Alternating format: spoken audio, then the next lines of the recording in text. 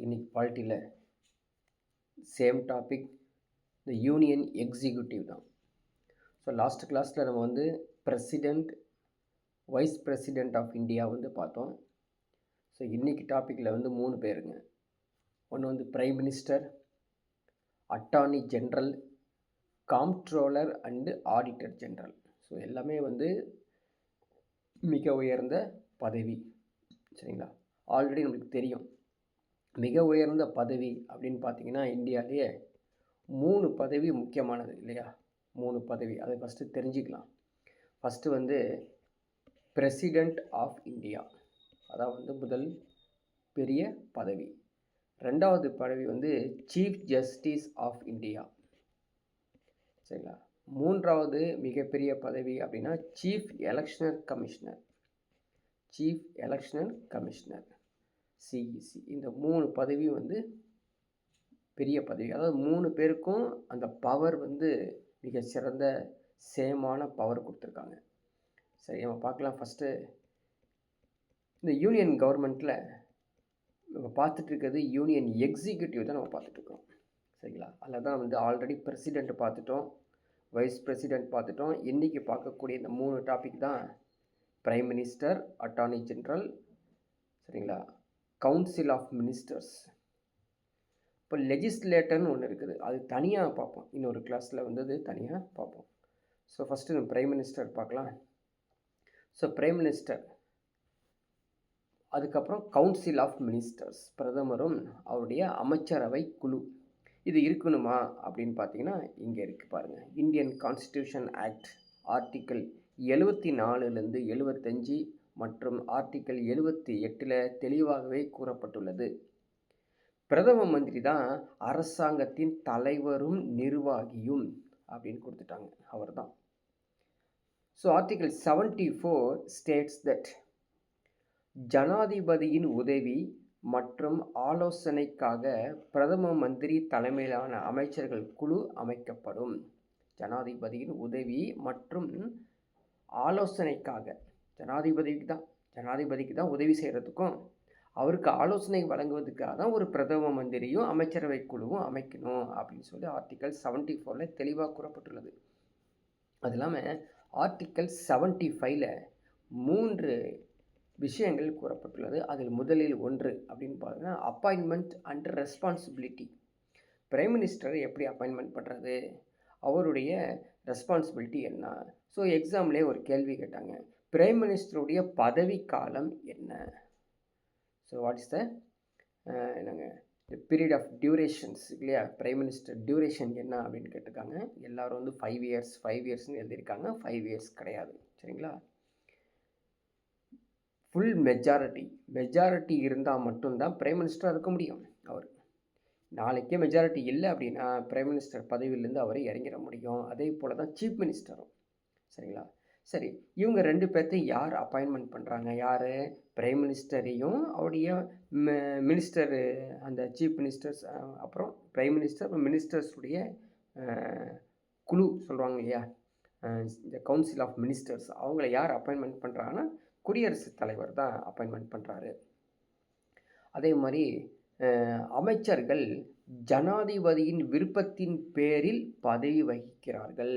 ஜனாதிபதி கூப்பிட்டு இந்த மினிஸ்டர் சரியில்லைன்னு சொன்னான்னா மாற்றிடணும். சரிங்களா? Council of ministers collectively responsible to Lok Sabha. Article 78 சொல்கிறாங்க என்ன, அனைத்து அமைச்சரவை முடிவுகளும் பிரதம மந்திரி ஜனாதிபதியிடம் தெரிவிப்பார். திடீர்னு ஒரு அமைச்சரவை ஒரு மீட்டிங் நடக்குதுன்னு வச்சுங்க, அதாவது சட்டமன்ற மீட்டிங் கிடையாது, பாராளுமன்ற மீட்டிங் கிடையாது, திடீர்னு ஒரு கவுன்சில் ஆஃப் மினிஸ்டர்ஸ்லாம் சேர்ந்து ஒரு மினிஸ்டர் மீட்டிங் நடத்துகிறாங்கன்னா அதனுடைய மினிட்ஸ், அதனுடைய என்ன நடந்தது அப்படின்னு கண்டிப்பாக ஜனாதிபதிக்கு தெரிவிக்கணும். பிரைம் மினிஸ்டர் இருக்காருங்களா, அவர் தான் மத்திய நிர்வாகம் அப்படிங்கிறது அவர் தான். அவர் எப்படி அப்பாயின்மெண்ட் பண்ணுறாங்க அப்படின்னா இன்டைரக்ட் எலெக்ஷன்ஸ், மறைமுக தேர்தல். யாரெல்லாம் ஆல்ரெடி எம்பியாக தேர்ந்திருக்காங்களோ அவங்களாம் ஒன்று சேர்ந்து கையெழுத்திட்டு ஒரு பிரைம் மினிஸ்டரை இவர் தாங்க பிரதம மந்திரியாக நாங்கள் ஏற்றுக்கிறோம் அப்படின்னு சொல்லி பிரசிடெண்ட்டுக்கு அனுப்பணும். அதுக்கப்புறம் மெஜாரிட்டி காமிக்கணும். மெஜாரிட்டி காமிச்சிட்டிங்கன்னா ஓகே. இன்கேஸ் மெஜாரிட்டி பத்தல அப்படின்னா, ஜனாதிபதி என்ன சொல்லுவாரு? குடியரசுத் தலைவர், நீங்க வந்து பெரும்பான்மை வந்து காமிக்கணும். நீங்க பாராளுமன்றத்தில அப்படின்னு சொல்லுவாரு. ஆனா பெரும்பான்மை காமிச்சு தான் வந்து பிரைம் மினிஸ்டர டிசைட் பண்ணுவாங்க. ஸோ இந்திய அரசியலமைப்பு சட்டப்படி பிரதம மந்திரி பாராளுமன்றத்தின் இரு அவைகளையும் பணியாற்றலாம். ஸோ மேலவை, கீழவை சொல்கிறோம் இல்லையா? அதே மாதிரி லோக்சபா, ராஜ்யசபா 2லேயும் அவர் தான் வந்து போவார். அதுக்கப்புறம் the personal discretion of the president, ஜனாதிபதியின் தனிப்பட்ட விருப்பம் என்னென்ன இருக்குது அப்படின்னு பார்க்கலாம்.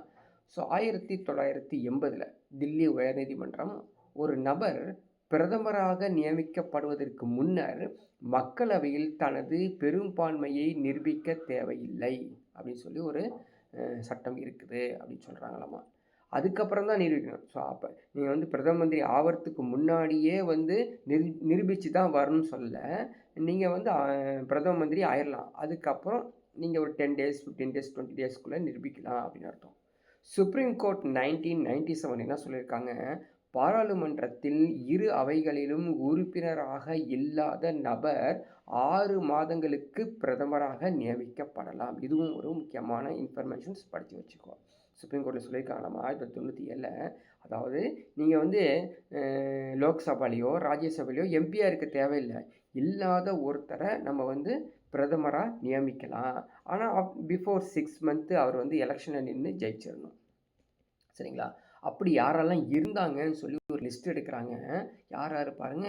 இந்திரா காந்தி 1996, தேவகவுடா 1966, இந்திரா காந்தி 1966, தேவகவுடா 1996, மன்மோகன் சிங் 2004 வேர் தி மெம்பர்ஸ் ஆஃப் ராஜ்யசபா. சரிங்களா? ரைட். அடுத்தது இவருடைய குவாலிஃபிகேஷன், தகுதிகள் எல்லாத்துக்கும் தெரிஞ்ச ஒரு சின்ன தகுதி தான். ஸோ சிட்டிசன் ஆஃப் இந்தியா இருக்கணும். சரிங்களா? அதே மாதிரி he must be member of either Rajya Sabha or Lok Sabha. கண்டிப்பாக வந்து ஏதாவது ஒரு ஹவுஸில் அவர் வந்து நீங்கள் மெம்பராக இருக்கணும். அல்லது நீ மெம்பராக இல்லாமல் இருந்து புதுசாக வந்தீங்கன்னா வித்தின் 6 months எலெக்ஷன் நடத்தி எலெக்ஷன் கண்டக்ட் பண்ணி அதில் வந்து நீங்கள் வின் பண்ணி வந்துடணும். ஏஜ் பார்த்தீங்கன்னா மினிமம் 30 years இருக்கணும். மினிமம் 30 years இருக்கணுங்க. ஸோ இஃப் ஈஸ் ராஜ்யசபா மெம்பராக இருந்தால் 30 years. இன்கேஸ் வந்து லோக்சபா மெம்பராக இருந்தால் 25 years. ஜென்ரலி 25 years 30 yearsல யாரும் போகிறது இல்லையா? ஸோ ஒரே ஒரு பிரைம் மினிஸ்டர் மட்டும்தான் ராஜீவ் காந்தி இல்லையா? 40 yearsல வந்து அவர் பிரைம் மினிஸ்டராக ஆனார். பாருங்க, பதவிக்காலம் பிரைம் மினிஸ்டர் பதவிக்காலம் இஸ் நாட் ஃபிக்ஸ்டு அப்படின்னு சொல்லிட்டாங்க. The prime minister holds office during the pleasure of the president. ஜனாதிபதியின் விருப்பத்தின் பேரில் தான் பிரதம மந்திரி வகிக்கிறாரு. அதே மாதிரி மக்களவையில் பெரும்பான்மை காமிச்சிருக்கணும் அப்படின்னா இருக்க முடியும். மக்களவையில் நம்பிக்கை இழந்து விட்டால் அவர் வந்து பதவி விலக வேண்டும். இதுதான் வந்து அவருடைய தகுதிகள். சரி, இவருடைய பணிகள் என்ன? The powers and functions of the office of the prime minister அப்படின்னு பார்க்கலாம். ஸோ அவருடைய ஃபங்க்ஷன்ஸ் சொல்ல போனோம்னா நிறையா பிரான்ச்சஸ் இருக்குது. அதில் பிரான்ச்சஸில் with respect to the council of minister, அமைச்சரவை குழு தொடர்பாக அப்படின்னு பார்க்கணும். பிரைம் மினிஸ்டர் என்ன பண்ணணும்? அமைச்சர்களை ரெக்கமெண்ட் பண்ணுறது, யாரெல்லாம் அமைச்சர் பண்ணணும் அப்படின்னு. அதே மாதிரி போர்ட்ஃபோலியோ அலோகேஷன் அப்படின்னா துறைகளை வந்து ஒதுக்கிடணும். ஒவ்வொரு அமைச்சருக்கு என்னென்ன துறை வேணும் அப்படின்னு சொல்லி ஒதுக்கிடணும். சரிங்களா? அதுக்கப்புறம் சேர்மன்ஸ், அவருடைய கேபினெட் இருக்காங்க பார்த்தீங்களா? அந்த சேர்மன்ஸை வந்து நம்ம யார் அப்படின்னு ஒதுக்கி வைக்கணும். அமைச்சரவை தலைவர், அமைச்சரவை கூட்டங்கள் எல்லாத்தையும் நடத்த வேண்டியது பிரதமருடைய பொறுப்பு. சப்போஸ் அந்த உறுப்பினர்களுக்கிடையே கணிசமான கருத்து வேறுபாடு இருந்துச்சு அப்படின்னா தீர்த்து வச்சுக்கணும். பிரதமர் எந்த அமைச்சரவையும் விலக கோரலாம். ஸோ ரெசர்வேஷன் பண்ண சொல்லலாம். நீ கூப்பிட்டு ப்ரெசென்ட் பண்ணிக்கப்பா அப்படின்னு சொல்ல முடியும். அனைத்து அமைச்சர்கள் நடவடிக்கைகளும் வழி நடத்துகிறார், இயக்குகிறார், கட்டுப்படுத்துகிறார், ஒருங்கிணைக்கிறார். இதுதான் முக்கியமானது. He guides, directs, controls and coordinates அப்படின்னு தெரிஞ்சுக்குவோம். பிரதமர் பதவியிலிருந்து விலகினால் அமைச்சரவையும் சரிந்து விடும் அப்படின்னு தெரிஞ்சுக்கணும். சரிங்களா? ஸோ பிரதமர் இறங்கிட்டார்னா அவர் கீழே இருக்க அமைச்சரவையும் ஆட்டோமேட்டிக்காகவே கலந்துடும். இது வந்து அமைச்சரவை குழுவில் இருக்க பற்றி சொன்னோம். அடுத்தது பாருங்க, இன் ரிலேஷன் வித் பிரசிடென்ட், ஜனாதிபதியுடன் எப்படி பிரைம் மினிஸ்டருக்கு தொடர்பு அப்படின்னா, இவர் தான் சீஃப் அட்வைசர், தலைமை ஆலோசகர். இவர் தான் பிரைம் மினிஸ்டர் தான் ஜனாதிபதிக்கு ஆலோசனை வழங்குவார். He serves the president of chief advisor அப்படிங்கிறது முக்கியமானது. சரிங்களா? டியூட்டிஸ் ஆஃப் பிஎம் பற்றி ஆர்டிக்கல் 78ல் தெளிவாக கடமைகள் கூறப்பட்டுள்ளது. சரிங்களா? இந்த முதலமைச்சர் அமைச்சர்கள் குழுவின் முடிவையும் சட்ட திட்டத்தையும் பிரதமர் ஜனாதிபதியிடம் தெரிவிக்க வேண்டும். இதான் முதல் கடமை. அவர் எதுவாக இருந்தாலும் தெரிவிக்க வேண்டும். இது இல்லாமல் இவருக்கு கீழே உள்ள பதவி அட்டார்னி ஜெனரல், சிஏஜி, சரிங்களா, அந்த காம்ட்ரோலர், அந்த போஸ்ட்டுங்களா, அந்த போஸ்ட்டு ஆடிட்டர் ஜெனரல், அதே மாதிரி யூபிசி தலைவர், அதோடைய உறுப்பினர், நிதி ஆணையத்தின் தலைவர், உறுப்பினர் போன்ற பல்வேறு அதிகாரிகளை நியமிப்பது தொடர்பாக குடியரசுத் தலைவருக்கு பிரதமர் மந்திரி தான் ஆலோசனை வழங்கணும். இவரை நீங்கள் அப்பாயின்மெண்ட் பண்ணலாம் அப்படின்னு சொல்லி ரெக்கமெண்டேஷன் பண்ணக்கூடியது எல்லாமே பிரைம் மினிஸ்டருடைய வேலை. சரி, பார்லிமெண்ட்டுக்குள்ளே பிரைம் மினிஸ்டருடைய ஃபங்க்ஷன்ஸ் என்ன அப்படின்னா, அவர் தான் கீழவையின் தலைவர், இந்த லோயர் ஹவுஸ், லோக்சபாவுடைய தலைவர் அவர் தான்.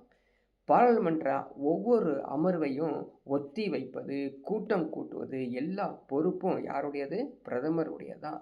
அவர் தான் ஜனாதிபதிக்கு பரிந்துரை கொடுத்துக்கிட்டே இருப்பார். மக்களவை கலைக்கிறதுக்கு பிரதமர் எந்த நேரத்திலையும் குடியரசுத் தலைவர்கிட்டையும் பரிந்துரை செய்யலாம். பாராளுமன்றத்தில் பிரதமர் அரசின் கொள்கையை அறிவிப்பார். பாராளுமன்றத்தின் பிரதமருடைய அரசின் கொள்கை எல்லாத்தையுமே இவர் தான் அறிவிப்பார். எப்படி சீஃப் மினிஸ்டர் பண்ணுறாரோ அதே மாதிரி பிரைம் மினிஸ்டர். இது இல்லாமல் பிரைம் மினிஸ்டர் வேறு என்ன செய்கிறான்னா, நிறையா போஸ்ட்டுக்கு தலைவராக இருப்பாருங்க. என்னென்ன அந்த போஸ்ட்டு மனப்பாடம் பண்ணி வச்சுக்கணும். நிதி Aayog, NTC, national integration council, தேசிய ஒருங்கிணைப்பு குழு, national water resource council, inter state council, இந்த குழுக்கெல்லாம் இவர் தான் தலைவராக இருப்பாருங்க. மத்திய அரசின் தலைமை செய்தி தொடர்பாளரும் இவர் தான். மத்திய அரசின் chief spokespersons of the union government அப்படின்னால பிரைம் மினிஸ்டர் தான். ஸோ இத்தனை போஸ்ட் அவருக்குள்ளே இருக்குது. பிரைம் மினிஸ்டருடைய ஆஃபீஸ், சரிங்களா, இப்போ கூட ரீசெண்டாக அந்த பிரைம் மினிஸ்டர் ஆஃபீஸுடைய நேமே சேஞ்ச் பண்ணியிருக்காங்க. அதை நெட்டில் சர்ச் பண்ணி படித்து வச்சுக்கோங்க. அதாவது ஒரு சான்ஸ்கிரிட்டில், ஹிந்தி வித்து சான்ஸ்கிரிட் நேமில் ஒரு பேர் வச்சுருக்காங்க. இந்த பிரைம் மினிஸ்டர் ஆஃபீஸ். இந்த பிஎம்ஓ சொல்லக்கூடிய இந்த பிரைம் மினிஸ்டர் ஆஃபீஸு அங்கே பிஎம்எஸ்னு இருப்பார். 1947லேருந்து செட்டப் பண்ணி வச்சுருக்காங்களாமா, பிரைம் மினிஸ்டர் செக்ரட்டரியேட் அப்படின்னு. இந்த பிஎம்எஸ் செக்ரட்டரியேட் அப்படிங்கிற பேரை தான் 1977க்கு அப்புறம் பிஎம்ஓவாக மாற்றப்பட்டது. சரிங்களா? பிரதமர் அமைச்சர் அலுவலகம் பிரதமரின் தலைமையில் உள்ளது. அவர் தான் ஃபுல் கண்ட்ரோலில் இருப்பார். இதை 77(3) இந்த விதியின் கீழே கொடுக்கப்பட்டுள்ளது. இந்த பிரைம் மினிஸ்டர் ஆஃபீஸ் இருக்குது பார்த்தீங்களா, எந்த அரசியல் அமைப்பிற்கு உட்பட்டது அப்படின்னா, எக்ஸ்ட்ரா கான்ஸ்டியூஷனல் பாடி, அரசியலமைப்புக்கு அப்பாற்பட்ட அமைப்பு அப்படின்னு தெரிஞ்சுக்கங்க. ஸோ இப்போ ரீசெண்டாக நேம் சேஞ்ச் பண்ணியிருக்காங்க. அதை படித்து நோட் பண்ணி பண்ணிக்கோங்க. காம்போசிஷன் ஆஃப் பிஎம்ஓ உள்ள கட்டமைப்பு எப்படி இருக்கும் அப்படின்னு பார்த்தோம்னா, பிரைம் மினிஸ்டர் தான் ஹெட்டு. அவருக்கு கீழே தான் ஒருத்தர் இருப்பாருங்க. யார்? Principal secretary. அவர் எப்படி பேசிக்கலி ஐஏஎஸ், ரிட்டையர்டு ஐஏஎஸ் ஆஃபீஸராக இருப்பார். அவருக்கு கீழே 2 செக்ரட்டரிஸ் இருப்பாங்க. அது இல்லாமல் 1 or 2 அடிஷ்னல் செக்ரட்டரிஸ் இருப்பாங்க. அது இல்லாமல் ஒரு 5 செக்ரட்டரிஸ் அதுக்கு கீழே இருப்பாங்க. அது இல்லாமல் என்எஸ்ஏ, நேஷ்னல் செக்யூரிட்டி அட்வைசர் ஒருத்தர் இருப்பாங்க. சரிங்களா? அதே மாதிரி நேஷ்னல் ஃபைனான்சியல் அட்வைசரும் இருக்காங்க. சரிங்களா? ஃபைனான்சியல் அட்வைசரும் இருப்பாங்க. ஸோ இயக்குநர்கள், செயலாளர்கள், துணை செயலாளர்கள், இதுமாதிரி நிறைய பேர் இருக்காங்க. சரிங்களா? அதனால் சொல்லுவேன், இந்த புக்கில் கொடுக்கப்பட்டுள்ள இன்ஃபர்மேஷன்ஸ் மிகவும் குறைவு. நீங்கள் நியூஸ் சேனல்ஸு, மேகசின்ஸ்லாம் எடுத்து படித்து அதுலேருந்து நிறையா இன்ஃபர்மேஷன்ஸை நீங்கள் கேதர் பண்ணிக்கணும். ஓகேங்களா? ஸோ கேபினட் செக்ரட்டரி, அமைச்சரவை செயலகம் எப்படி இருக்கும் அப்படின்னா, ஸோ 352 பிரிவு சொல்லப்பட்டுள்ளது. என்ன சொல்லப்பட்டுள்ளது அப்படின்னா, அமைச்சரவைன்னு ஒன்று இருக்கணும். அதில் பிரதம மந்திரி மற்றும் அமைச்சரவை பதவியில் உள்ள மற்ற அமைச்சர்களையும் கொண்ட ஒரு கவுன்சில் ஃபார்ம் பண்ணணும் அப்படின்னு 352 டிஃபைன் பண்ணுது. சரிங்களா? மத்திய அமைச்சரவை செயலகம் இந்திய அரசின் ஒருங்கிணைப்பு அமைப்பாகும். So cabinet secretary is chief coordinating agency of government of India. So அமைச்சரவை செயலகம் என்பது அமைச்சர் அவைக்கு செயலாளர் உதவியை வழங்கும் அலுவலகம் அப்படின்னு தெரிஞ்சுக்கங்க. அதே மாதிரி டிரான்சாக்ஷன் ஆஃப் பிஸ்னஸ் ரூல் அப்படின்னு 1961 இந்திய அரசின் வணிக பரிவர்த்தனை 1961. ஸோ அலோகேஷன் ஆஃப் பிஸ்னஸ் அப்படின்னு சொல்லி ஆரம்பிச்சிருக்காங்க. அதே மாதிரி இதனுடைய செக்ரட்டரியுடைய செயல்பாடுகள் தான் கொடுக்கப்பட்டுள்ளது. அமைச்சர்களுக்கும் பிரதம மந்திரிக்கும் இடையே ஒருங்கிணைப்பு உறுதி செய்வது தான் இந்த செக்ரட்டரியுடைய முக்கியமான வேலை. சரிங்களா? கேபினட் செக்ரட்டரி அமைச்சரவை செயலாளர்னு இருப்பாங்க. அது officially principal advisor to prime minister. பிரதமரின் அதிகாரப்பூர்வ ஆலோசகர்னு ஒருத்தர் இருப்பாங்க. அவர் பிரதமரை வந்து நேரடி பொறுப்பில் இருப்பார். ஃபஸ்ட்டு கேபினட் செக்ரட்டரி அப்படின்னா என்ஆர் பிள்ளை. ப்ரெசண்ட் கேபினட் செக்ரட்டரி வந்து ராஜீவ் கௌபா. எல்லாமே வந்து ஐஏஎஸ் ஆஃபீஸராக இருப்பாங்க. இவங்களாம் வந்து ரேங்க் 11th ஆர்டர் பிரசிடென்ட்ஸ், அந்த முன்னுரிமை வரிசையில் தான் இவங்க உட்காந்துருப்பாங்க. சரிங்களா? There is no fixed tenure. இவங்களுடைய பதவி காலம்லாம் எதுவுமே இல்லை, கேட்பாங்க, பார்த்துக்கோ. But tenure can be extended. அவங்களுடைய பதவியை வந்து நீட்டிக்கப்படுவது எல்லாமே வந்து அவங்களுடைய கண்ட்ரோலில் தான் இருக்குது. The role of cabinet secretary அமைச்சரவை செயலாளர் இருக்காங்க பார்த்தீங்களா, அவங்களுடைய பங்கு என்ன அப்படின்னு பார்த்தீங்கன்னா, அமைச்சரவை தலைவராக இருப்பார். சரிங்களா?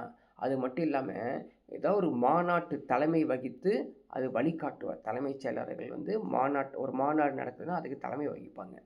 அமைச்சரவை செயலகத்தில் இணை செயலாளர்கள் நியமித்து அதை வந்து ஃபாலோ பண்ணிக்கணும். சரிங்களா? ஸோ 2010 கணக்கின்படி ஜிஓஐன்னு சொல்லக்கூடிய மத்திய அரசு அமைச்சரவை செயலருக்கு குறைந்தபட்சம் 2 ஆண்டு பதவிக்காலம் வழங்கியது. இது 4 வரை நீட்டிக்கப்பட்டுள்ளது. 2010 வரைக்கும் 2 இயர்ஸ் தான் இருந்தது, இப்போ 4 இயர்ஸ் வரைக்கும் எக்ஸ்டெண்ட் பண்ணியிருக்காங்க. இது இல்லாமல் சென்ட்ரல் செக்ரட்டரியேட் மத்திய செயலகம் அப்படின்ட்டு இருக்குதுங்க. இங்கே தான் உட்காந்து பாலிசி மேக்கிங் பண்ணுவாங்க. கொள்கை உருவாக்கம், செயலகம் முடிவெடுப்பதில் நிர்வாகம் தொடர்ச்சி எல்லாத்தையும் செய்யக்கூடியது.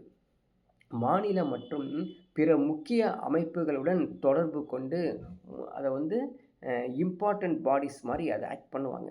So acts as a clear housing of policy proposal of government decisions எல்லாமே இங்கே தான் செய்வாங்க.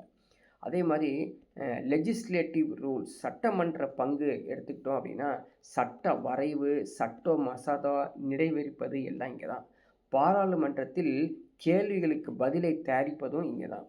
வரவு செலவு திட்டத்தை தயாரிக்கிறது, நிறைவேற்றுதல் மற்றும் கட்டுப்படுத்துதல், நடைமுறைப்படுத்துதல் எல்லாத்தையும் வந்து மானிட்டரிங் பண்ணக்கூடிய, சூப்பர்வைசிங் பண்ணக்கூடிய பிளேஸும் இங்கே தான். அடுத்த கவுன்சில் ஆஃப் மினிஸ்டர்ஸ், அதில் வந்து கான்ஸ்டியூஷனல் ப்ரொவிஷன்ஸ் என்னென்ன அரசியலமைப்பு விதிமுறைகள் இதில் கொடுக்கப்பட்டுள்ளது அப்படின்னு பார்த்தீங்கன்னா, ஆர்டிக்கல் 74 சொல்லியிருக்காங்க. ஜனாதிபதிக்கு உதவி மற்றும் ஆலோசனை வழங்க தான் இந்த அமைச்சரவை குழு இருக்குது. 75(1) அது ஆர்டிக்கல் 75(1) என்ன சொல்லியிருக்காங்க, பிரதம மந்திரி ஜனாதிபதியால் நியமிக்கப்படுகிறார். சரிங்களா? மற்ற அமைச்சர்கள் பிரதமரின் ஆலோசனை பேரில் ஜனாதிபதியால் நியமிக்கப்படுவார்கள். ஸோ இந்த ஆர்டிக்கல்லாம் வந்து தெளிவாக கூறப்பட்டுள்ளது, படித்து மனப்பாடம் பண்ணி வச்சுக்கணும். அதே மாதிரி ஆர்டிக்கல் 75யும் தெளிவாக கூறப்பட்டுள்ளது. என்னன்னா அப்படின்னு பார்த்தீங்கன்னா, அமைச்சரவையில் எப்படி வந்து அமைச்சரவை எண்ணிக்கை இருக்குன்னு அப்படின்னா, மொத்தம் எண்ணிக்கையில் 15% தாண்டக்கூடாது அப்படின்னு சொல்கிறாங்க. சரிங்களா? இந்த வந்து 91வது அரசியலமைப்பு திருத்த சட்டம் 2003 படி இது கொண்டு வரப்பட்டுள்ளது. அதே மாதிரி குடியரசுத் தலைவரால் தேவைப்படுறவங்களை வந்து பதவியை அமைச்சிக்கலாம் அப்படின்னு கொடுத்துருக்காங்க. மந்திரிகள் சபை மக்கள் சபைக்கு கூட்டு பொறுப்புடையது அப்படின்னு கொடுத்துருக்காங்க. ஸோ இவங்களுடைய உறுதிமொழி என்னென்ன ஓட்ஸ் அப்படின்னு எடுத்துக்கிட்டோம் அப்படின்னா, 3வது அட்டவணை, இவங்களுக்கும் தனியாக ஒரு அட்டவணை இருக்குது. 3வது அட்டவணையில் 3rd ஷெட்யூல் சொல்லி ஆர்டிக்கல் இருக்கு இல்லையா, நம்முடைய இந்தியன் கான்ஸ்டியூஷன் 3rd ஷெட்யூலில் அதில் கொடுத்தபடி ஜனாதிபதி அவருக்கு பதவி பிரமாணம் மற்றும் இரகசிய பேணுவதற்கான சத்தியத்தையும் வழங்குவார், நம்ம கேள்விப்பட்டிருக்கோம். அதே மாதிரி 2nd ஷெட்யூல் 2ஆம் அட்டவணையில் குறிப்பிட்டது போல் சம்பளம் மற்றும் எவ்வளோ வந்து அலவுன்ஸ் கொடுப்பாங்க அப்படிங்கிறதும் கொடுக்கப்பட்டுள்ளது. 10வது அட்டவணையின் கீழ் தகுதி நீக்கம் செய்யப்பட்ட உறுப்பினர் அமைச்சர் பதவியை வைக்க முடியாது அப்படிங்கிற 3 இன்ஃபர்மேஷன்ஸ் இருக்குது, பார்த்துக்கோ. அதே மாதிரி காம்போசிஷன்ஸ், கவுன்சில் ஆஃப் மினிஸ்டருடைய காம்போசிஷன்ஸ் அப்படின்னு பார்த்தீங்கன்னா என்னென்னா, காம்போசிஷனில் cabinet ministers, minister of states, deputy ministers, இது மாதிரி வந்து பிரித்து வச்சுருப்பாங்க. ஸோ நம்ம வந்து நியூஸ்லாம் பார்த்திங்கன்னா அவங்களுக்கு தெரிஞ்சிருக்கும். ஸோ கேபினட் மினிஸ்டர்ஸ் அப்படின்னு அவங்கள எடுத்துக்கிட்டோம் அப்படின்னு பார்த்திங்கன்னா, எப்போதும் ஒரு அமைச்சகத்தை வழி நடத்துகிறார். அதாவது ஒரு கேபினட் மினிஸ்டர் தான் கம்ப்ளீட்டாக ஒரு டிபார்ட்மெண்ட்டை வழி நடத்தக்கூடிய, அதற்கு ஃபுல் இண்டிபெண்ட் சார்ஜ் அவர் எடுத்துக்குவாருங்க. அவர் அமைச்சரவை கூட்டத்தில் கலந்து கொள்வார். பொதுவாக ஒரு இணை அமைச்சர் மற்றும் ஒரு துணை அமைச்சர் இவருக்கு உதவி செய்வ மாதிரி இருப்பாங்க. மினிஸ்டர் ஆஃப் ஸ்டேட் அப்புறம் டெப்டி மினிஸ்டர்ஸ், இணை அமைச்சர் துணை அமைச்சர் இருப்பாங்க. இவங்க என்ன செய்வாங்க அப்படின்னா, ஒரு அமைச்சகத்தின் பொறுப்பை ஒரு மாநில அமைச்சருக்கு சுயாதீன தினமாக வழங்குவாங்க. அதாவது அவங்க இண்டிபெண்ட் சார்ஜாக எடுத்துக்குவாங்க. ஸோ ஸ்டேட்டுக்கு சேர்த்து எடுத்துக்குவாங்க, ஸ்டேட் மினிஸ்டர்ஸ் மாதிரி. டெப்டி மினிஸ்டர்ஸ் எடுத்துட்டிங்கன்னா junior member of council minister அப்படின்னு சொல்லுவாங்க. அப்புறம் வந்து முறையான பயிற்சி பெறுவதற்காக தான் ஒரு துணை அமைச்சரை வந்து அப்பாயின்மெண்ட் பண்ணி வச்சுருப்பாங்க, சரிங்களா. அதுக்கப்புறம் இவருடைய அடுத்தது வந்து பார்த்திங்கன்னா கேபினட், அமைச்சரவை அப்படின்னு சொல்லக்கூடியவங்க. ஸோ அமைச்சரவை பொறுத்த வரைக்கும் 1978ஆம் ஆண்டு 44வது திருத்த சட்டத்தின் மூலம் அரசியலமைப்பின் 352வது பிரிவில் அமைச்சரவை வந்து சேர்க்கப்பட்டுள்ளது. ஸோ இது எல்லாமே வந்து மனப்பாடம் பண்ணி வச்சுக்கணும், ஸ்டேட்மெண்ட்டில் கேட்பாங்க, சரியா. அதே மாதிரி கேபினட் கமிட்டிஸ், அமைச்சரவை குழுக்கள் அப்படின்னு பார்த்தா இது ஒரு எக்ஸ்ட்ரா கான்ஸ்டியூஷனல் பாடி தான். இதில் ஒரு 2 வகையாக இருக்கும். ஒன்று வந்து பர்மனண்ட், அதாவது standing committee, ad hoc committee, so temporary அப்படின்னு. So, Prime Minister constitutes standing committees of the cabinet. They usually include only cabinet ministers. அதே மாதிரி அரசாங்கங்களுக்கு இடையான, துறைகளுக்கு இடையான ஒருங்கிணைப்பையும் இது வந்து எளிதாக்குவதற்காக இந்த மினிஸ்டர்ஸ் ஆஃப் கவுன்சில் வந்து இருப்பாங்க. ஸோ இதை பற்றி டீட்டெயில்ஸ் தான் கொடுத்துருக்காங்க. கேபினட் கமிட்டி அப்பாயின்மெண்ட்ஸு யார், பிரதம மந்திரி அப்பாயின்மெண்ட் பண்ணுறது, குடியிருப்பு தொடர்பான அமைச்சரவை குழு, பொருளாதார விவகாரங்களுக்கான அமைச்சரவை குழு, பாராளுமன்ற விவகாரங்களுக்கான அமைச்சரவை குழு, cabinet committee of political affairs, cabinet committee of security, cabinet committee of investment, cabinet committee on investment, cabinet committee on employment and skill development, இத்தனையும் அவர் வந்து அப்பாயின்மெண்ட் பண்ணுவார் பிரைம் மினிஸ்டர். ஸோ பிரைம் மினிஸ்டருக்கு அடுத்தது வந்து பார்த்திங்கன்னா ஆர்டிக்கல் 76 கொடுக்கப்பட்டுள்ளது இந்திய அரசு தலைமை வழக்கறிஞர். So chief justice of India வேறு, இவர் அரசுக்கு வழக்கறிஞர், அரசுக்கு தலைமை வழக்கறிஞர், அட்டார்னி ஜெனரல் ஆஃப் இந்தியா. இதுவே வந்து ஸ்டேட்டுக்கு போயிட்டோம் அப்படின்னா advocate general of India, advocate ஜெனரல்னு சொல்லுவாங்க. அட்வொகேட் ஜெனரல் அப்படிங்கிறது ஸ்டேட்டில் இருப்பாங்க. கண்ட்ரி ஃபுல்லாக பார்த்துட்டு இருக்கவங்க அட்டார்னி ஜென்ரல் அப்படின்னு சொல்லுவாங்க. இவர் தான் வந்து ஹையஸ்ட்டு லா ஆஃபீஸர் இன் கண்ட்ரி, சரிங்களா.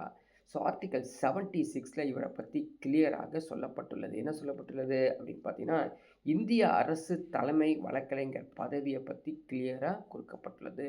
இவர் தான் அரசுக்கு ஆலோசனை, அது சட்ட ரீதியான ஆலோசனை வழங்குவார், சரிங்களா. அதுதான் அவருக்கு வந்து attorney general can be removed by the president. அவரால் தான், ஜனாதிபதியால் மட்டும்தான் நீக்க முடியும், அட்டார்னி ஜெனரலை பிரைம் மினிஸ்டராக கூட முடியாது. சரி, அவருடைய கடமைகள் என்ன, அவருடைய செயல்பாடுகள் என்ன அப்படின்னு பார்த்தீங்கன்னா, பாராளுமன்ற சபையில் எப்போ வேணாலும் உள்ளே வருவாருங்க. பாராளுமன்ற சபையில் இரு அவையிலையும் எப்போ வேணாலும் இவர் வந்து உட்காருவார். ஏங்க உட்காந்துருக்கீங்க, உங்களுக்கு வேலை இல்லையா அப்படின்னு யாரும் கேட்க முடியாது, அவ்வளோ உரிமை இவருக்கு உண்டு. He has the right to audience in any court in India. அடுத்தது, சரிங்களா, இங்கே எந்த ஒரு கோர்ட்னாலும் இவர் வந்து ஆடிட்டிங் பண்ண போவார். அந்த எந்த ஒரு நீதிமன்றத்தின் விசாரணை நடத்த இவருக்கு உரிமை உண்டு. பாராளுமன்ற உறுப்பினர்களுக்கு கிடைக்கும் அனைத்து சட்டமன்ற சலுகையும் இவர் அனுபவிப்பார். சட்ட விவகாரங்களுக்கான பொறுப்புகளையும் ஜனாதிபதியால் அவருக்கு வழங்கப்படும். எல்லாமே வந்து டைரெக்டாக ஜனாதிபதி கண்ட்ரோலில் இருப்பாங்க. ஸோ அடுத்த ஒரு முக்கியமான போஸ்ட் தான் சிஏஜி அப்படின்னு சொல்லக்கூடிய post. Comptroller and auditor general. Article 148. இந்த சட்டப்பிரிவு 148 நீங்கள் வந்து மனப்பாடம் பண்ணி வச்சுக்கணும். அதான் எக்ஸாமில் கேட்பாங்க. அது சிஏஜி இந்தியாவின் கணக்காயலர் மற்றும் தணிக்கையாளர் ஜெனரல் அப்படின்னு ஒரு போஸ்ட். இது அப்பாயின்மெண்ட் பண்ணுறவர் ஜனாதிபதி. சரிங்களா? இவர் யாருங்க? இது என்ன பண்ணுறாரு இவர்னா, இவர் தான் பொது சொத்துக்களின் பாதுகாவலர், guardian of the public purse. சரிங்களா? பொது சொத்துக்களின் பாதுகாவலர் என்று அழைக்கப்படுவர் இவர் தான். ஆர்டிக்கல் 149. சரிங்களா? சிஏஜியின் கடமை மற்றும் அதிகார நிர்ணயிக்க பாராளுமன்றத்திற்கு அதிகாரம் அளிக்கிறது எல்லாமே வந்து இதில் கொடுக்கப்பட்டுள்ளது. சிஏஜியுடைய பதவி காலம், அவரை எப்படி நீக்கம் செய்கிறது அப்படிங்கிறது தான் அடுத்தது. இவருடைய பதவி காலம் பார்த்தீங்கன்னா கவனிச்சிங்க, 5 ஆண்டுகள் கிடையாது, 6 ஆண்டுகள் அல்லது 65 வரை அவர் பதவி வகிக்கலாம். இவரை நீக்கணும் அப்படின்னா குடியரசுத் தலைவர் மட்டும்தான் அதாவது கடிதம் கொடுத்து அவரை நீக்க முடியும். சரிங்களா? உச்ச நீதிமன்றத்தின் நீதிபதி போலவே அதே காரணங்களாகவும் அதே முறையில் ஜனாதிபதியால் நீக்கப்படலாம் அப்படிங்கிறது தான் இது முக்கியமானது. இவருடைய கடமைகள் என்ன, அதிகாரங்கள் என்ன அப்படின்னு பார்க்கலாம். ஆர்டிக்கல் 150 கொடுக்கப்பட்டுள்ளது. மத்திய மற்றும் மாநிலங்களின் கணக்குகளை நடத்துவது தொடர்பாக ஜனாதிபதியிடம் ஆலோசனை வழங்குவார். ஸோ எக்ஸாம்பிளுக்கு ஒன்று சொல்ல போனால், ஒரு ஆக்ஷன் நடக்குதுன்னு வச்சுங்க. ஆக்ஷன்னா ஒரு ஏலம் நடக்குது. அந்த ஏலத்தில் வந்து சரியாக முறையாக நடக்காட்டி, இந்த ஏலம் சரியாக நடந்தால் இத்தனை லட்சம் கோடி நம்ம வந்து அரசுக்கு லாபம் கிடைச்சிருக்கும், இவர்கள் தவறாக செய்தனால் இப்படி நடந்ததுன்னு சொல்லி ஒரு ரிப்போர்ட்டை வந்து ஜனாதிபதிக்கு சப்மிட் பண்ணுற பொறுப்பு இந்த சிஏஜிக்கு இருக்குது. ஆர்டிக்கல் 151 சொல்கிறாங்க, கணக்குகள் தொடர்பான தணிக்கை அறிக்கைகளை ஜனாதிபதியிடம் இவர் வந்து சமர்ப்பிப்பாராமா.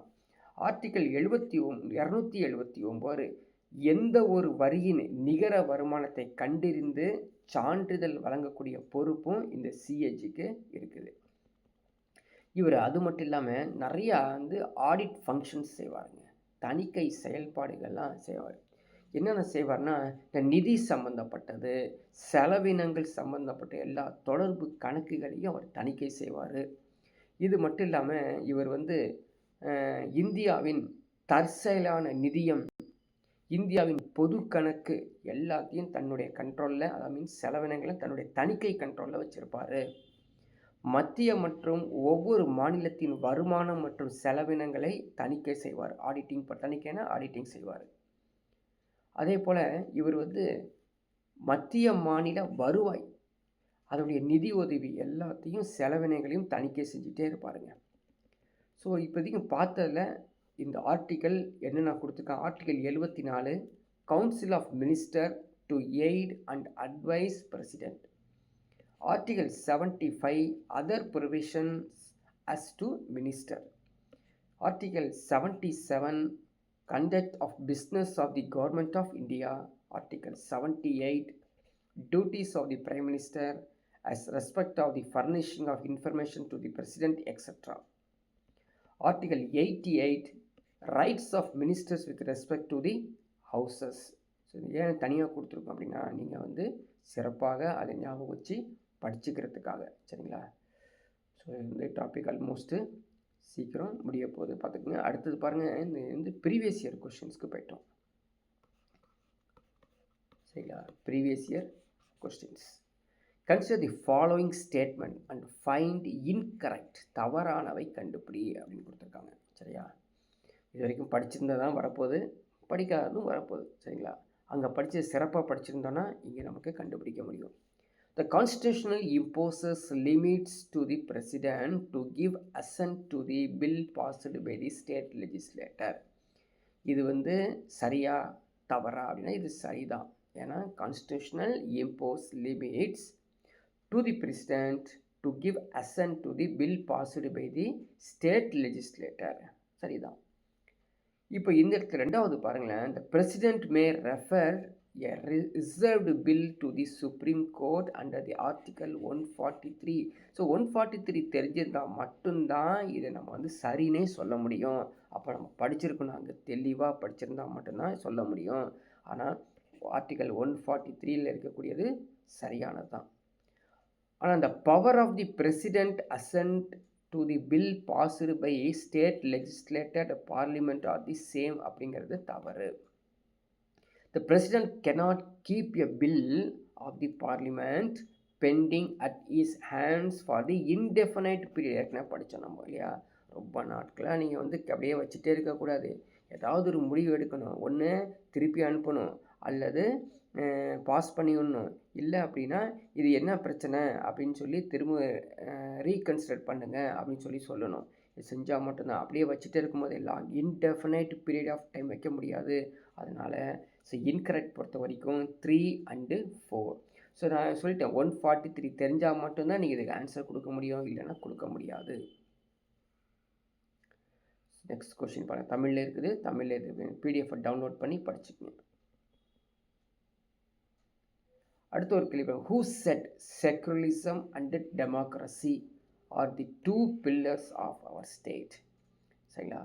ஸோ ஆல்ரெடி 4 pillars தெரிஞ்சு வச்சுருக்கணும். அதுக்கப்புறம் தான் வந்து 4th பில்லருங்கிறது தெரியும் நமக்கு. So media is the 4th pillar. சரி, இங்கே பார்க்கலாம். மதச்சார்பின்மை மக்களாட்சி அரசின் 2 தூண்கள் என்று கூறியவர். சரிங்களா? ஸோ இது எங்கே போய் பார்க்குறது?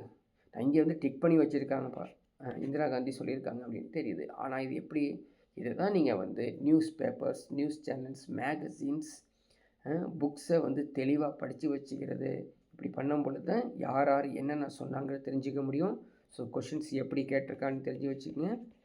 தகுந்தாப்பில் நீங்கள் படித்து வச்சுக்கோ. ஸோ அடுத்த ஒரு கேள்வி அதே போல், இஸ் நாட் ட்ரூ கீழ்கண்டவற்றுள் இந்திய அமைச்சரவைக்கு உட்படாதவையை நீங்கள் கண்டுபிடிக்கணுமா?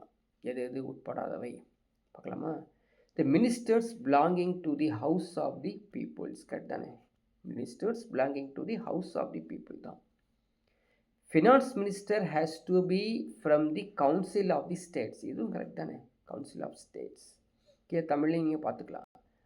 அமைச்சர்கள் மக்களவை உறுப்பினர்கள் ஆவார். சரிதான். நிதி அமைச்சர் மேலவையிலிருந்து வருபவர். கரெக்டாக.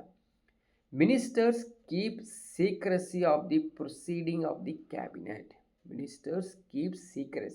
அமைச்சரவை ரகசியத்தை அமைச்சர்கள் காக்கின்றனர். நினச்சி பாருங்கள். இப்போது ஒரு வெளியில் நடக்கிறாங்க, ஒரு மீடியா வந்து கேட்குறாங்க, பட்ஜெட்டில் ஏதாவது சேஞ்சஸ் இருக்குங்களாண்ணா? எஸ், சேஞ்சஸ் இருக்குது, நீங்கள் வந்து இதை பார்க்கலாம். ஸோ சின்னதாக லீக் பண்ணுவாங்க இல்லையா? ஸோ அதனால் இது வந்து தவறு தானே? நாட்.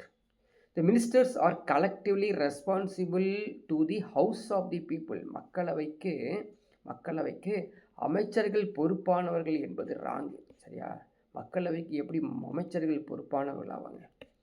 அது தவறு. அது 3, 4 தவறு அப்படின்னு தெரிஞ்சுக்கங்க.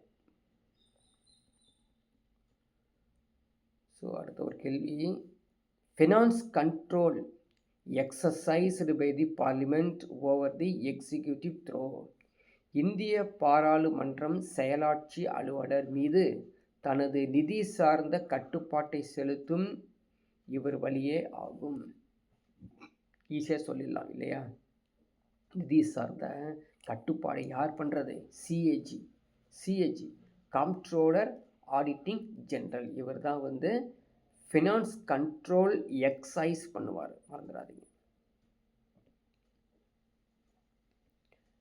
ஸோ அடுத்தது எக்ஸாம்பிள் கேட்ட அடுத்த ஒரு கேள்வி பாருங்கள். Which are the following is incorrectly matched. எது வந்து இன்கரெக்டாக மேட்ச் ஆகிருக்குது? எல்லாமே வந்து கரெக்டாக மேட்ச் ஆகிருக்காதாமா, ஏதோ ஒன்று இன்கரெக்டாக மேட்ச் ஆகிருக்குது.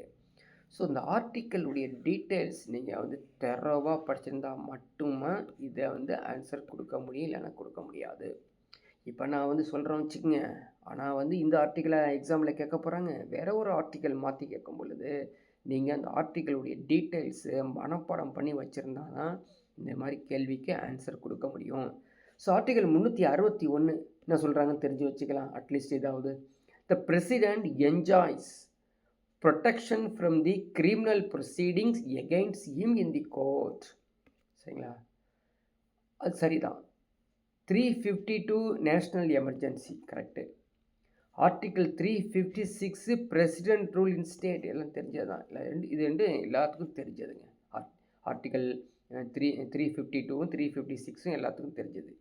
360 அப்படிங்கிறது கண்டிப்பாக ஃபினான்ஸ் கமிஷனே கிடையாது. ஃபினான்ஸ் கமிஷன் கிடையாது 360. சரிங்களா, அதனால் 360 ஃபினான்ஸ் கமிஷன் என்னங்கிறது நம்ம படித்து வச்சுக்கிறோம். 152 which of the following articles broadly govern the relationship between the prime ministers and the president? So first இந்த டாபிக் ஸ்டார்ட் பண்ணும்போதே ஹெட்டிங்கில் எழுதியிருப்போம் பாருங்கள், ஆர்டிக்கல் 74, 75 அண்டு 78ன்னு. ஸோ இதை வந்து மனப்பாடம் பண்ணி வச்சுக்கோங்க.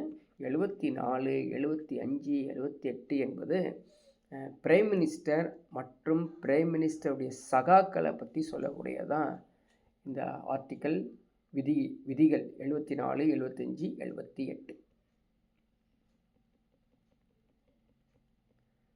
அடுத்த ஒரு கேள்வி, the Indian president has veto power over. veto power கேள்விப்பட்டிருக்கோம் இல்லையா? இந்திய குடியரசுத் தலைவர் வந்து அவருக்குன்னு தனி அதிகாரம் உண்டு, ரத்து செய்யக்கூடிய அதிகாரத்தை வச்சிருப்பாராமா. எதில் அப்படிங்கிறத பார்க்கலாம். முதல் அதிகாரம் ஆர்டினரி பில். ஆர்டினரி பில்லில் அவருக்கு அதிகாரம் உண்டு. மணி பில் சரி, ஆக்சுவலாக வந்து பிரசிடெண்ட் தான் மணி பில்லை வந்து ஓகே பண்ணுறது. சரிங்களா, கான்ஸ்டியூஷனல் அமெண்ட்மெண்ட் பில் இவருடைய கண்ட்ரோலில் இல்லை. State legislation bill. ஸோ இது ரெண்டு மட்டும்தான் வருதாமா, இது ரெண்டும் இல்லை. So 1 and 4 only. என்னது, சாதாரண மசோதா மீது ரத்து செய்ய அவருக்கு அதிகாரம் உண்டு. சரிங்களா, அதே மாதிரி அரசியலமைப்பு சட்ட திருத்த மசோதா மீது அவருக்கு அதிகாரம் உண்டு. இதுக்கு ரெண்டுக்கும் அதிகாரம் அவர் மீது இல்லை.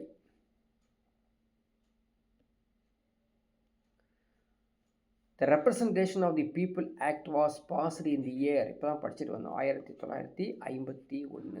சரிங்களா, representation of the people act வந்து 1957 பாஸ் பண்ணது. 150வது இன்னொரு 150 கொடுக்கப்பட்ட ஒரு கேள்வி என்னது பாருங்கள். 2 ஸ்டேட்மெண்ட் கொடுத்துட்டு எது சரி, which above statements are correct. இந்த ஸ்டேட்மெண்ட் கேட்டாலும் ரொம்ப சிரமம் படித்து வச்சுக்கிறது. Money bills can be introduced in the parliament without president அப்ரூவல்ங்கிறது தவறு இல்லையா? கண்டிப்பாக வந்து மணி பில்லாக இருந்தால் பிரசிடென்ட் அப்ரூவ் வாங்கி தான் கொடுப்பாங்க. ஸ்டேட்டாக இருந்துச்சு அப்படின்னா கவர்னர்கிட்ட அப்ரூவ் வாங்கி தான் கொடுப்பாங்க. Finance commission is appointed by the president, இது கரெக்டு. அதனால தான் ஆப்ஷன் பி 2 ஒன்லி. இது ஈஸியான கொஸ்டின் தான் அது. பிரைம் மினிஸ்டர் ஹெட் எதுக்கு? பிரதம மந்திரி கீழ் கொடுக்கப்பட்டுள்ள இந்த 3 இருக்குல்ல, finance commission, national development council, cabinet secretary, இதில் எதுங்க இவர் தலைவராக இருப்பார் அப்படின்னா கண்டிப்பாக ஃபினான்ஸ் கமிஷனுக்கு பிரைம் மினிஸ்டர், நிதி ஆணையத்துக்கு அவர் பிரதம மந்திரி தலைவராக இருக்கிறான்னா இல்லை இல்லையா, அவரை வந்து இருக்க மாட்டார். கேபினெட் செக்ரட்டரி அதுக்கும் கிடையாது, இவர் தலைவர் கிடையாது. நேஷ்னல் டெவலப்மெண்ட்ஸ் கவுன்சில் முன்னாடி படிச்சுட்டு வந்தோம், என்டிசி, நிதி ஆயோக். சரிங்களா, அது இல்லாமல் இந்த யூபிசியில் இன்னொன்று படம் ஒரு லிஸ்ட்டே வந்து படிச்சுட்டு வந்தாங்க. அது எல்லாமே வந்து பார்த்தீங்கன்னா நேஷ்னல் டெவலப்மெண்ட் கவுன்சிலெலாம் பிரைம் மினிஸ்டர் தான் தலைவராக இருப்பார். Who is the first former prime minister to the leader of the opposition in Lok Sabha in later years? முதலில் எந்த முன்னாள் பிரதம மந்திரி பின்னாளில் லோக்சபாவின் எதிர்க்கட்சி தலைவராக செயல்பட்டார்? சரிங்களா, ஸோ ஃபஸ்ட்டு வந்து அவர் பிரைம் மினிஸ்டர் ஆகிட்டார். ராஜீவ்காந்தி அப்படிங்கிறவர் பிரைம் மினிஸ்டர் ஆகிட்டாருங்க. அதுக்கப்புறம் தான் வந்து தோத்துட்டு அவர் வந்து லோக்சபாவுடைய எதிர்க்கட்சி தலைவராக செயல்பட்டார். யாருங்க? ராஜீவ்காந்தி. சரிங்களா, மற்ற யாருமே வந்து இல்லை. அப்படியே சோனியா காந்தி பதவிக்கே வரல, ராகுல் காந்தி பதவிக்கே வரல, இந்திரா காந்தி மட்டும் இருந்தாங்க. இந்திரா காந்தி கடைசி வரைக்குமே அவங்க வந்து பிரைம் மினிஸ்டராகவே இருந்தாங்க. who is regarded as the father of all India service. அனைத்து இந்திய பணிகளின் தந்தை, எல்லாம் படித்து வச்சு எங்கே எழுதப்பட்டிருக்கோம், அனைத்து இந்திய பணிகளின் தந்தை என்று அழைக்கப்படுபவர் சர்தார் வல்லபாய் பட்டேல். சர்தார் வல்லபாய் பட்டேல்.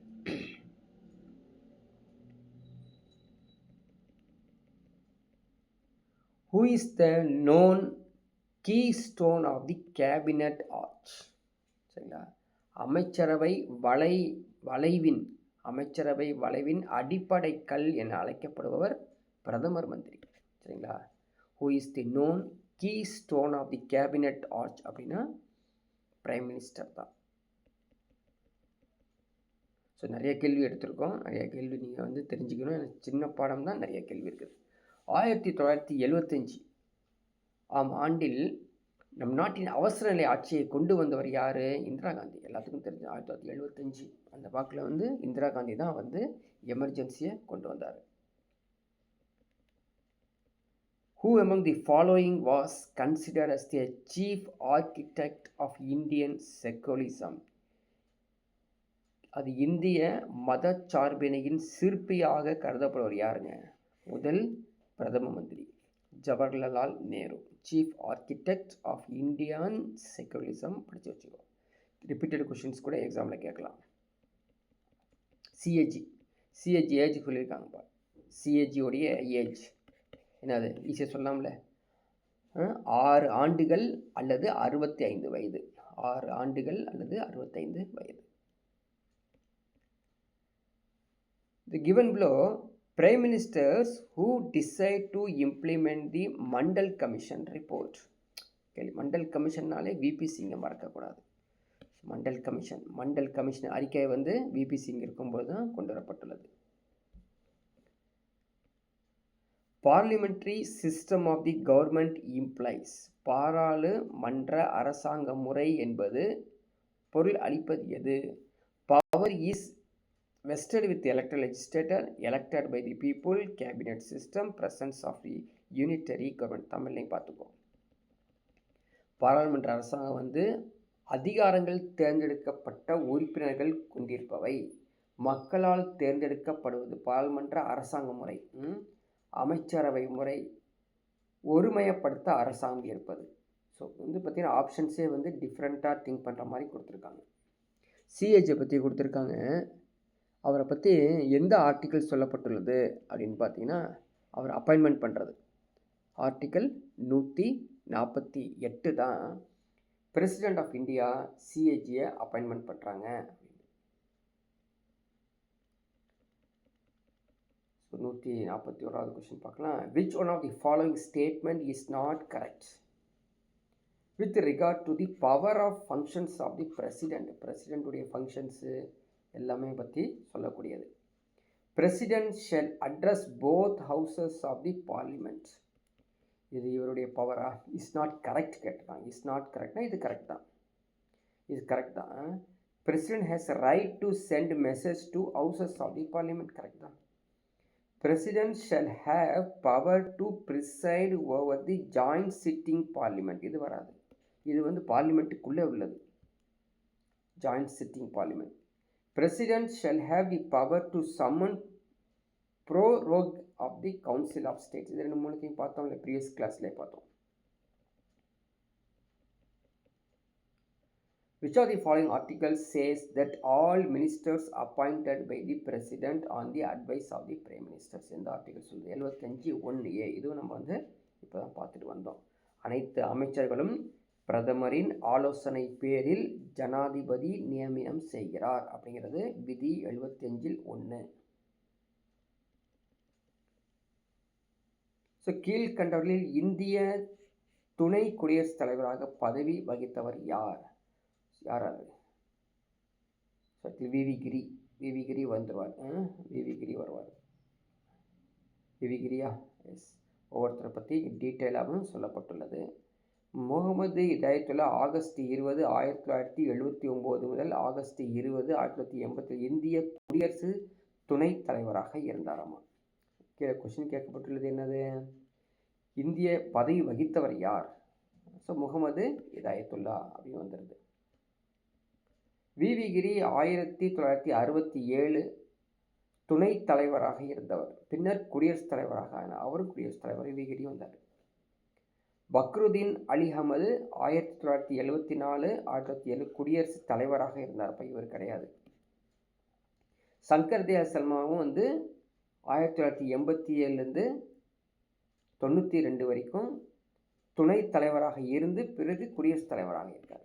ஸோ சரியான பதில் எடுத்துக்கிட்டோம் அப்படின்னா ஏ மற்றும் டி அப்படிங்கிறது தான் மிக சரியான பதிலாக வருது. ஸோ இது ஆர்குமெண்ட் மாதிரி இது முடிஞ்சிருக்குது. ஓகேங்களா? ஸோ அடுத்த ஒரு கேள்வி, the conditions of the service of the members அகில இந்திய பணியாளர்களின் நிலையை தீர்மானிப்பது எது அப்படின்னா பார்லிமெண்ட் ஆஃப் இந்தியா தான். பார்லிமெண்ட் ஆஃப் இந்தியா தான் இதை தீர்மானிக்குது.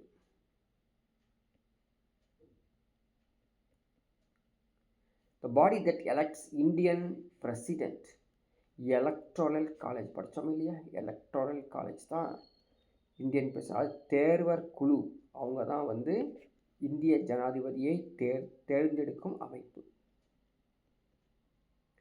Which of the following statement is not correctly matched? correctly matched திரும்ப பாருங்கள், ஆர்டிகிள்ஸ் தெளிவாக தெரிஞ்சால் மட்டும்தான் இது கரெக்ட்லி நாட் மேட்ச் கண்டுபிடிக்க முடியும். Article 53 executive authority of president கிடையாது. சரியா? இது சரிதானதான். Article 52 deals with election of the president. இதுதான் இல்லையாமா. குவாலிஃபிகேஷன் 55 கிடையாது. 56 பதவி பிரமாணம் மற்றும் பதவி காலம் மற்றும் ரிமூவலை பற்றி சொல்கிறாங்கம்மா. எல்பிசி எல்பிஜி லிபரலைசேஷன், ப்ரைவேட்டைசேஷன், குளோபலைசேஷனை பற்றி சொன்னது டாக்டர் மன்மோகன் சிங்குடைய ஆட்சி காலத்தில் தான் எல்பிஜி கொண்டு வந்தாங்க. Budget is presented in the house of the people. நீங்கள் பை தி ஃபினான்ஸ் மினிஸ்டர் தான் பட்ஜெட் கொடுப்பாரு. Which one of the following presidents declared interim emergency in 1975 on the advice of the Prime Minister of the Indira Gandhi? அப்படின்னா ஃபருக்குதீன் அலி அஹமது. ஃபருக்குதீன் அலி அஹமது படிச்சு வச்சு. Whether any criminal proceedings whatsoever can be instituted against the President of India? Yes, but prior approval is necessary. கிடையாது. No it is not all possible தான் correct. நானே சொல்லியிருக்கேன், அவர் மேலே எதையும் நம்ம செய்ய முடியாது. பிரசிடெண்ட் மேலே a civil suit can be instituted along with criminal suit. இல்லை, இந்த எந்த ஒரு சூட்டும் போட முடியாது. சிவில் சூட்டோ கிரிமினல் சூட்டோ ஆர்டரி சூட்டோ எதுவுமே போட முடியாது. A civil suit can be கிடையவே கிடையாது. சிவில் சூட்லாம் வராது. சிவில் சூட் அப்படிங்கிறது என்ன? கோர்ட்டில் கேஸ் போடுறது. சிவில் சூட் அப்படிங்கிறது எதுவும் போட முடியாது. Council of Ministers in a state collectively responsible for legislative assembly. மாநில அரசின் அமைச்சர்கள் இவர்கள் கட்டுப்படலாம் சட்டமன்றத்துக்கு கீழே தான் இருக்கும். பாருங்க, AG attorney general of India appointed by whom? யார்? President of India. ஈஸியான கேள்வி. Article 75 states that the Council of Ministers is collectively responsible for Lok Sabha. விதி 75 அமைச்சரவை கூட்டு பொறுப்புடையது அப்படின்னா லோக்சபா தான். Cabinet secretariat was created in India 1950. படித்து வச்சுக்கோ. இதே கொஷின் ரிப்பீட்டட் ஆகலாம்.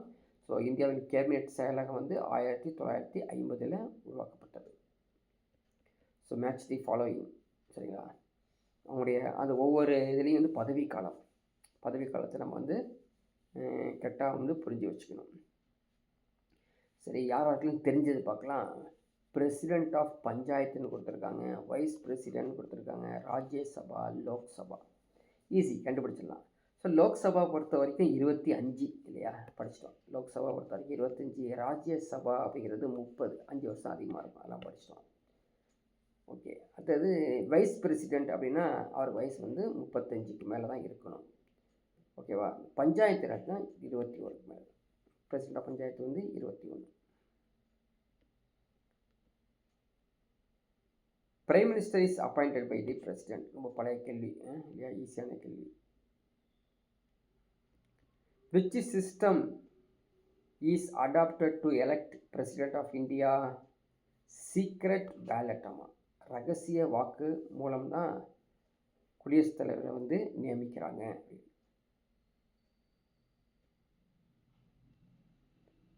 பண்டித் ஜவஹர்லால் நேருவின் அமைதிக்கான 5 அம்ச கொள்கை ஈஸி, பஞ்சசீல கொள்கை இல்லையா, பஞ்சசீல கொள்கை.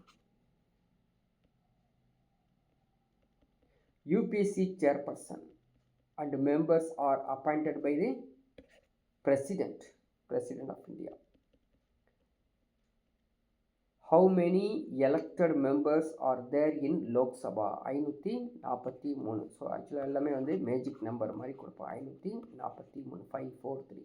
ஸோ தமிழ்நாடு எடுத்துக்கிட்டேன்னா 2, 3, 4, 234. அது மாதிரி ஒரு ஃபேன்சி நம்பர் மாதிரி கொடுப்பாங்க. ஸோ இதோட இந்த டாபிக் கம்ப்ளீட்டாகவே முடியுது. ஸோ நீங்களே வந்து இந்த பிடிஎஃபை டவுன்லோட் பண்ணி புக்ஸ்லாம் எடுத்து வச்சுட்டு படிச்சிங்க. நெக்ஸ்ட் கிளாஸில் பார்க்கலாம்.